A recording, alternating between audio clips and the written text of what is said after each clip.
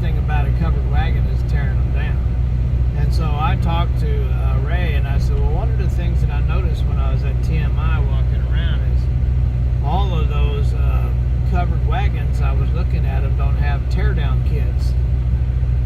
And he didn't even know what I was talking about. So on a covered wagon, they'll make a slot on both sides, and when you take all the boards and all the aluminum racks and the coils and everything, it all goes into a kit underneath the trailer.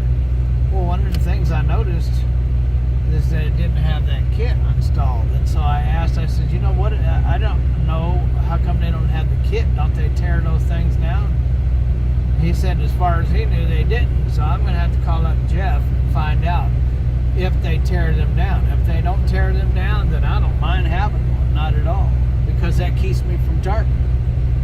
And if you can keep me from tarping, more power to you, you know what I mean? But as long as I ain't tearing that kit down, it'll work fine. I don't have to, because they're easy enough to just lift the bows up and take out a couple of boards, and they bring your slide the tarp over, they bring down the coils and set them down. You put your sides back in, put your bows back on, slide your tarp back over, and chain everything up, and you're out of there. You know what I mean?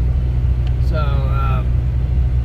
I may do the covered wagon thingy, so it'd be kind of cool. It'd take me back, because I used to run covered wagon back in the 90s, and so I mean, it'd be kind of cool, as long as I don't have to tear the crap down. And this is the first time that I'm hearing about the covered wagon, so they've changed their policies. Well, I told you yesterday I spent some time talking to Ray Hall on the phone, so therefore that's just the way it goes, the way the ball bounces. So just because it's the first time you've heard about it don't mean it's not going to be the last time. Well, so that's cool. They've changed the policy on breaking down. Nobody changed any policy. It's my lack of understanding, you know, and I still don't have a specific proof that they don't tear them down. I'll have to call Jeff and find out more information. But it sounds like to me that they don't tear them down. And if they don't tear them down, then that'll be fine with me. See, the problem is, ladies and gentlemen, the reason why I don't like covered wagons is because when I worked for Dallas Mavis, I would go up to like Ohio, for instance, and I would load up some coils and I would take them to Texas. And when I got to Texas, and it was 150,000 degrees down there, and I'd have to take that kit apart and put it up underneath, and then I'd have to load my whatever my load was, and then get it back up north, you know, around Kentucky or something, and unload. And as soon as I unloaded, the next load required the kit, and then I'd have to put the kit back up. And then after I got through with that, I'd get the next load, and I'd have to take the kit down, put the kit back up, take the kit down.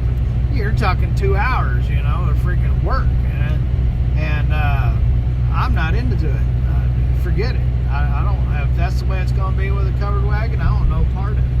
But if they don't tear down the kit and it stays on the trailer, and you don't have to tear it down for your loads, and that they load the trailers well enough that you don't ever have to tear them kits down, then they might be feasible to run a covered wagon. But if the broker side of the company can't handle it, and they don't know how often you're going to tear it down, then you can forget it. I'm not going to drive a freaking covered wagon, and I'm going to put it up and tear it down 3 times a freaking week. And gentlemen, Makes sense. have a good one. Have a wonderful day, wherever you are. Have lots of fun. God bless. I'm Big Belly. And I'm Bumbles.